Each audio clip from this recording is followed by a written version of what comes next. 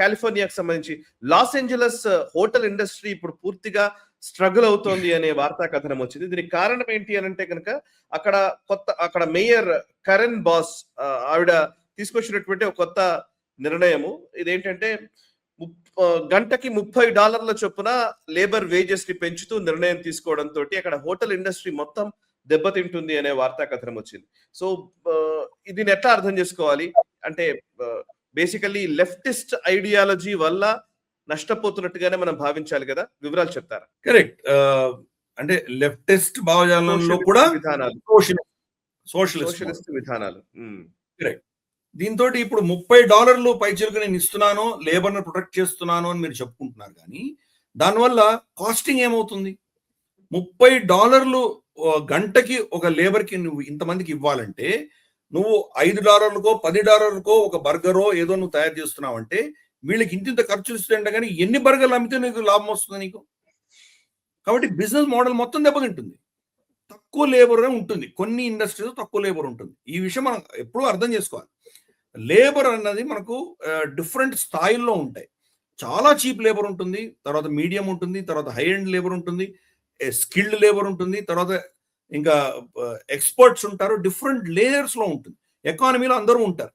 కింద స్థాయి లేబర్ మొత్తం సర్వనాశనం చేసి $30 మినిమం పర్ గంటకి $30 పెట్టేసరికి ఈ హోటల్ ఇండస్ట్రీ అంతా కూడా బాగా గణనీయంగా దెబ్బతింది. వాళ్ళకు లాభాలు రావట్లేదు, నష్టాలు వస్తున్నాయి, అందరూ మూసుకుంటున్నారు. కొందరైతే కొన్ని దశకాలుగా ఉన్నటువంటి వాళ్ళు 30-40 సంవత్సరాలుగా ఉన్నటువంటి హోటల్స్ కూడా మూసేసుకుంటున్నారు. అందుకని ఇది ఐడియాలజీ కంటే కూడా ప్రాక్టికాలిటీ చాలా కీలకమైనది. వీళ్ళు ఏం చేస్తున్నారు? ఫర్ ఇన్స్టెన్స్ ఇదేమో లెఫ్టిస్ట్ సోషలిస్ట్ మోడల్ ఇదైతే, rightist so called right wing model ఏంటి? డొనాల్డ్ ట్రంప్ది మెక్సికన్ బార్డర్ని ఆపేశాడు, ఇల్లీగల్ ఇమిగ్రెంట్స్ని ఆపేశాడు, ఉన్న వాళ్ళని ఐస్ పెట్టి తరిమేస్తున్నాడు, అక్కడ బయటకు పంపించేస్తున్నాడు. ఈరోజు వాళ్ళ పొలాల్లో పనిచేయడానికి మనుషులు లేరు. వాళ్ళ హోటల్స్లో, వాళ్ళ చిన్న చిన్న రెస్టారెంట్స్, చిన్న చిన్న ఎస్టాబ్లిష్మెంట్స్ లో కూలీ నాలి చేసుకునే వాళ్ళు, తర్వాత మనకు క్లీనర్స్ వీళ్ళు లేరు, మాయమైపోయారు, అందరూ వెళ్ళిపోయారు. వాళ్ళు ఎవరు చేయాలి ఈ పనులన్నీ? అలాగే చాలా మంది మనకు క్యూబన్స్ కానీ లాటిన్ అమెరికన్స్ కానీ హాస్పిటాలిటీ ఇండస్ట్రీలో ఉండేవాళ్ళు. హాస్పిటల్ అంటే హోటల్స్ కానీ మనకు రెస్టారెంట్స్ కానీ, లేదా ఈవెన్ మనకు హాస్పిటల్స్ లో ఉండేవాళ్ళు, ఆయాలు గాను, క్లీనర్స్ గాను, డిస్పోజల్ అక్కడ ఉన్నటువంటి మెటీరియల్ డిస్పోజ్ చేయడానికి వాడేటువంటి వాళ్ళు, మెయింటెనెన్స్ చాలా ఉండేవాళ్ళు. వీళ్ళందరూ వెళ్ళిపోయారు. ఏమవుతాయి మరి అలాంటప్పుడు? ఆ ఎకానమీస్ ఏమవుతాయి? దెబ్బతినవా? సో అందుకని ఈ ఎక్స్ట్రీమ్ సోషలిజం భావజాలం అన్నది ఏం చేస్తుంది అంటే, ఇది చాలా స్పష్టంగా మనం అర్థం చేసుకోవాలి. వాళ్ళు పేదరికంలో ఉన్న వాళ్ళని వాళ్ళకి ఎటువంటి ఆసరా ఇవ్వట్లేదు, వాళ్ళకి ఎటువంటి లాభం చేకూర్చట్లేదు, వాళ్ళు ధనాన్ని పంచట్లేదు. ఈ విషయం అర్థం చేసుకోవాలి. పేదరికాన్ని పంచుతున్నారు.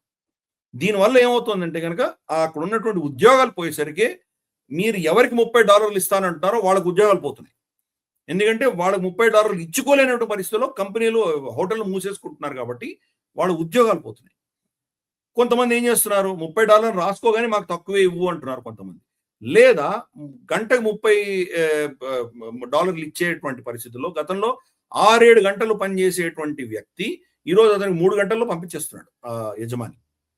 దాంతో అతనికి ఎఫెక్టివ్ ఇన్కమ్ పడిపోయింది. సో ఎన్ని విధాల దెబ్బతింటుందో ఆ ఎకానమీ అర్థం చేసుకోవచ్చు. ఐడియాలజీని ఒక స్థాయి దాటి, ప్రాక్టికాలిటీ దాటి వెళ్ళామంటే దానివల్ల చాలా ఇబ్బందులు వస్తాయి. అందుకనే ఈరోజు ఈ యొక్క సో కాల్డ్ సోషలిస్ట్ మోడల్ అనేది ప్రపంచవ్యాప్తంగా ఎందుకు ఫెయిల్ అవుతుందో చూస్తున్నాము. కాలిఫోర్నియా కనుక సపరేట్ ఒక దేశంగా ఉంటే కనుక బహుశా ప్రపంచంలో అది 3వ పెద్ద దేశంగా ఉండేది. ఈవెన్ జర్మనీ కంటే ఎక్కువ జీడిపి ఉన్నటువంటి ప్రాంతం అది. దానిని ఈ లెఫ్టిస్ట్ సోషలిస్ట్ భావజాలాలతోటి సర్వనాశనం చేస్తున్నారు. దాన్ని గుడ్ లక్ టు దెమ్. అందుకనే ఎలాన్ మస్క్ లాంటి వాళ్ళు వీళ్ళందరూ ఏం చేస్తున్నారు? ఈవెన్ లారీ పేజ్, సెర్గే బ్రిన్ వీళ్ళందరూ కాలిఫోర్నియా నుంచి వెళ్ళిపోతున్నారు. ఇంకెక్కడ టెక్సాస్ అంటారు, ఇక్కడ వెళ్ళిపోతున్నారు. ఎందుకు వెళ్తున్నారు వాళ్ళు? వీళ్ళ మోడల్ ఎలా ఉంటుందంటే చాలా దారుణమైన మోడల్. ఈరోజు కాలిఫోర్నియా నాశనం అయిపోయిన తర్వాత మళ్ళీ ఇదే లెఫ్ట్ వింగర్స్ అందరూ కూడా టెక్సాస్ వెళ్ళి కూర్చుంటారు. టెక్సాస్ నాశనం చేస్తారు. టెక్సాస్ లో ఇటువంటి లెఫ్టిస్ట్ భావజాలాలు తీసుకొస్తారు. అక్కడికి మీ హక్కులు ఇవి అని చెప్పి హక్కుల పోరాటం అంటున్న అద్దంటిని అక్కడ తీసుకొచ్చి పెట్టేసరికి అది కూడా నాశనం.